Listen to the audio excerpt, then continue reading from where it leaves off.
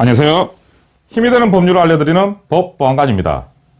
이번 사건은 지난 13일에 피해자의 아들이 청와대 국민청원 게시글을 올리면서 많은 이들의 공분을 산 내용으로 아버지가 일방적인 폭행에 의해 오른쪽 눈이 실명되어 결국 장애인이 되었다는 내용인데요. 사실 이 내용은 법보안관이 운영하는 블로그에서 먼저 소개해드렸던 사건이지만 관련 영상을 볼 때마다 화가 나서 유튜브로도 여러분들과 함께 그 내용을 알려드리고자 이렇게 카메라를 켰습니다. 일단 해당 CCTV 영상이 공개되어 있으니 잠시 보고 얘기하시죠.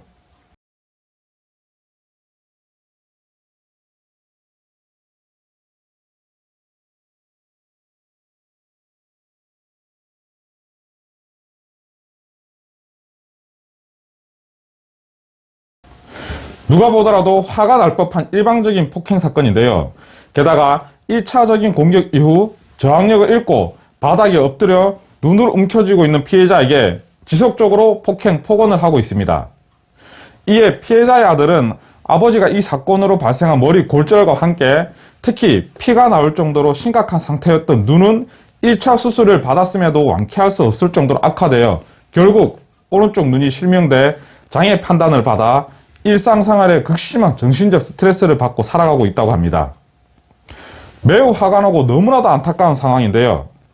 더욱더 놀라운 것은 이 가해자가 청와대 출입기자로서 현재 지방신문사의 정치부 고참 기자이며 더불어 국제당수도연맹의 지도관장 및 합계 20단 이상의 각종 무술 유단자라는 겁니다. 사실 무술 유단자이니 폭행 사건에 대해 더욱더 엄중히 가중처벌되겠지라고 생각하실 수도 있는데요. 일반적으로 폭행 사건으로의 입건이나 처벌의 경우 유단자나 무술을 업으로 하는 사람이라고 하더라도 별도의 법적 근거가 없기 때문에 처벌에 있어 일반인과 큰 차이가 없습니다. 다만 재판이라는 것이 판사의 양심에 따라 여러 재반 사정을 참작하게 되는 것이므로 유단자 혹은 프로 격투기 선수 등이 폭행 사건에 연루될 경우 일반인보다 결코 유리하지는 않다고 보시면 되는데요. 가령 지난 2020년 1월 1일에 있었던 태권도 4단 이상의 체대생들이 연루된 광진구 클럽 살인사건의 경우 재판부가 폭행의 위험성을 충분히 인지할 정도로 숙련된 태권도 유단자라는 점에서 살인에 대한 미필적 고의가 인정되어 1심과 2심에서 모두 징역 9년의 중형을 선고받았습니다.